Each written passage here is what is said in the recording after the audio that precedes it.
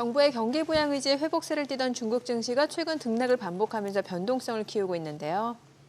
네, 하나증권 김경환 연구위원 연결해서 중국 경제 상황과 함께 또 위안화 전망까지 들어보도록 하겠습니다. 안녕하세요. 네, 안녕하십니까. 네, 지난주 금요일 중국 7월 CPI 발표됐습니다. 여전히 1% 문턱 넘지 못하고 있습니다만 5개월 만에 가장 큰 폭으로 반등했는데 중국 소비 시장 이제 좀 살아나고 있다고 봐도 됩니까?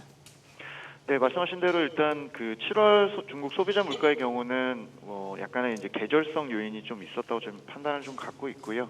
소비 시장 본격적으로 회복 보기에는 좀 무리입니다만 일단 최근에 이제 내수 부진으로 인한 극단적인 디플레이션 압력은 서서히 이제 좀 정점을 좀 지나간다 정도라고 평가할 수 있을 것 같고요. 이번에 이제 중국 소비자 물가 자체는 기본적으로 헤드라인 관련해서 돈육이나 이제 음식료 같은 비중이 높은 항목들이 좀 주도를 했고 전월비로 보면 역대 추세는 좀 상회를 하면서 4분기에 추가적인 반등 기대는 좀 높였습니다만 여전히 이제 박스권 안에서 제한적인 상승 흐름 정도로 이해하시면 될 것 같고 소비 시장이 본격적으로 좀 크게 살아난다고 보기에는 아직은 조금 더 관전을 좀 해야 되지 않나 이렇게 보고 있습니다. 네. 반면에 이제 7월 PPI 생산자 물가 지수는 전년 대비 0.8% 하락하면서 시장 예상치가 마이너스 0.9%였는데 그거보다는 조금 이제 덜 떨어졌습니다. 자, 그럼 이게 22개월째 마이너스를 이어가는 상황인데 지금 이 CPI와 PPI가 이제 서로 좀 이게 방향도 엇갈리고 지금 한번 전체적으로 입체적으로 한번 설명해 주시죠. 중국의 물가 상황이요. 네, 일단 말씀하신 대로 중국 생산자 물가의 경우는 저희가 이제 최근에 이제 22개월째 마이너스를 이어가고 있는데 저희가 이제 미국을 좀 소비자 물가 중심으로 본다면 중국은 세계 공장이다 보니까 생산자 물가를 좀 많이 보고 특히나 중국 생산자 물가는 중국의 재고 사이클이나 기업 이익의 선행 지표이기 때문에 국내에서도 굉장히 좀 관심을 계속 가지셔야 되는데요. 일단 제조업이 구조적인 공급 과잉 압력은 여전히 유지를 하고 있고 최근에 저희가 이제 7월 달의 경우는 원자재 가격도 좀 내부적으로 많이 급락을 했었었고 재고 사이클이나 투자 수요 자체도 7월 달에 좀 기대 못 미친다라고 했던 것 대비해서는 상대적으로는 시장 예상을 좀 상회한 편이고요.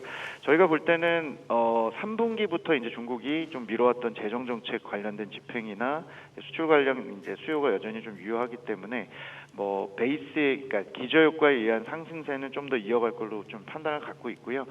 여전히 좀 재고 사이클이 좀 세게 회복됐다라고 보기엔 조금 아직은 조금 무한한 수준이고 4분기를 좀 바라봤을 때는 중국이 이제 재고 조정이 좀 끝나고 이제 재고의 확장의 초입 국면에 좀 진입한 정도 그리고 생산자 물가 드디어 이제 플러스 전환하는 시점 자체는 조금 미뤄졌습니다만 그래도 가을 전에는 좀 가능하지 않겠나 이렇게 좀 저희가 보고 있습니다. 네, 지금 이제 중국 정부가 부양책을 서두르면서 이제 증시에도 기대감이 살아나는 분위기인데 지난달 이제 대출 우대금리 또 정책금리를 연달아 인하했습니다만 증시 부양 효과는 아직까지 크게 나타나지 않은 것 같은데 이번 부양책 좀 다르다고 기대해봐도 될까요? 사실은 중국이 지금 통화 정책도 그렇고요, 재정 정책도 그렇고 시장 기대감이 매우 높지는 않은 상황이고 통화 정책 같은 경우도 사실은 돈이 부족하기보다는 자금 수요 자체가 나쁘다 보니까 이미 완화적인 환경 속에서 이제 레버리징이라고 얘기하는 부채 확장 자체가 잘 안 일어나다 보니까 금리 인하를 해도 시장이 좀 반응이 좀 밋밋한 그런 상황입니다. 그나마 다행인 거는 이번 당대회와 7월 말 정치국 회의 이후로 이제 올해 이제 하반기 성장률 5%를 무조건 지키겠다라는 이제 시각하에서 부양책 2라운드에 좀 돌입했다고 볼 수는 있을 것 같고요. 반복적이고 누적된 효과들이 좀 필요하고 시장은 먼저 기대하기보다는 이제 이로 인한 어떤 지표들의 변화가 있는지를 좀 먼저 보고 움직이려고 하는 시각들이 좀 강한 것 같습니다. 지금 자금 수요가 워낙 약하고 주체별로 가게나 기업들이 관망을 좀 하고 있는 분위기이기 때문에 재정 접행이 좀 진행이 되고 오늘 말씀드린 이 물가라든지 이런 것들이 두세 달 정도 더 좀 상승한다는 흐름이 좀 확인이 되면 이제 순환적으로 좀 악순환의 고리가 좀 끊기고 시장이 조금씩 더 반영해 가지 않을까 생각을 합니다. 그래서 지금 부양책에 대한 기대는 유효합니다만 조금 더 증거를 확인하고 시장이 좀 움직이려는 시각일 가능성이 높다라고 보여집니다. 네.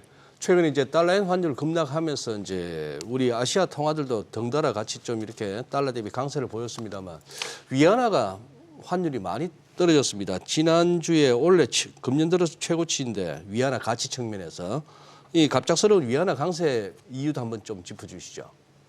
네, 저희는 일단은 수동적인 요인이 여전히 크다고 생각을 합니다. 달러나 엔 방향성에 따른 요인이 좀 크다고 보고요. 다만 신흥국 내에서 위안화의 실질 환율이나 기타 통화 대비해서의 상대 강도는 여전히 좀 강세를 유지를 하고 있고 중국이 이제 비록 수요 부진이나 장기 금리 하락으로 인해서 상대적으로 미중 금리 차나 이런 것들이 여전히 좀 크게 유지되고 있고 약세 요인이 있지만 내부적으로 이제 어떤 부양책에 대한 기대감 또 전반적으로 이제 수출 이제 호조세 이런 것들을 통해서 일단 위안화 좀 버티고는 있다고 보여집니다.